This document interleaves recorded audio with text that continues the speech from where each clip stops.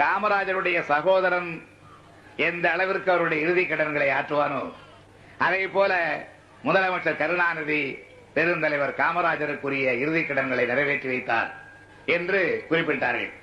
இன்னொன்றும் கூட சொல்லுவேன்.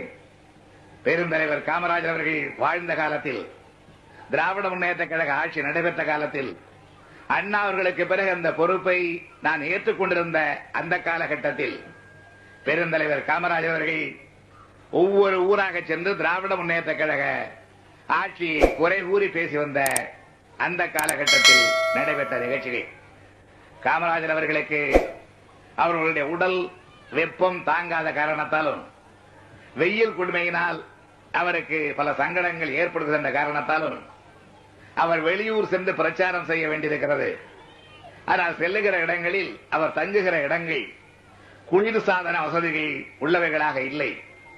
எனவே அதற்கு ஏற்பாடு செய்ய வேண்டும் என்று ராஜாராம் நாயுடு அவர்கள் என்னிடத்தில் எடுத்து சொன்னார்.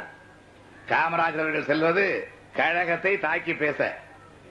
ஆனால் அவர் சென்று தங்குகின்ற ஒவ்வொரு இடத்தில் அவருடைய உடல்நலம் கருதி ஆங்காங்கு குளிர்சாதன பெட்டிகளை ஒவ்வொரு டிவியிலும் வைத்து தருமாறு ஆணையிட்டவன் தான் இந்த கருணாநிதி என்பதை தேவர் அவர்கள் உணர்வார்கள்.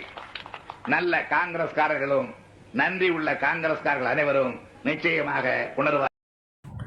திமுகவுக்கு எதிராக காமராஜர் அவர்கள் தமிழகத்தின் பட்டி தொட்டியெல்லாம் போய் பிரச்சாரம் பண்ணும்போது அவருடைய உடல்நிலையை கருத்தில் கொண்டு அவர் எங்கு போகுமிடமெல்லாம் குளிர்சாதன பெட்டியை வைக்க அனுமதி அளித்திருக்கிறார் அன்றைய முதலமைச்சர் கலைஞர் கருணாநிதி.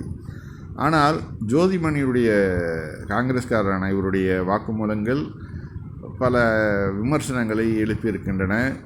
முதலில் தற்போது இருக்கக்கூடிய இந்த பாசிச ஆட்சியானது எந்த வகையிலாவது உள்ளே தமிழகத்தில் நுழைந்து விட வேண்டும் என்று கங்கணம் கட்டி கொண்டிருக்கும் இந்த நேரத்தில் இதுபோன்ற தேவையற்ற சர்ச்சைகளை ஏற்படுத்தி ஓட்டுக்களை பிரிக்க வேண்டாம், காங்கிரசும் திமுகவும் முஸ்லீம் லீக்கும் தமுமுக இது போன்ற மற்ற விடுதலை சிறுத்தைகள் இவைகள் எல்லாம் ஒன்று சேர்ந்தால்தான் பிஜேபியை வீழ்த்த முடியும். அவர்களிடம் அந்த அளவு பொருளாதார வசதியும் எல்லா வளங்களும் இருக்கிறது. அதிமுகவும் கூட்டணியில் இருக்கிறது. எனவே இந்த நேரத்தில் இது போன்ற வார்த்தைகளை விட்டு கூட்டணிக்குள் சலசலத்தை ஏற்படுத்த வேண்டாம் என்று ஜோதிமணிக்கு நாம் கோரிக்கை வைக்கிறோம்.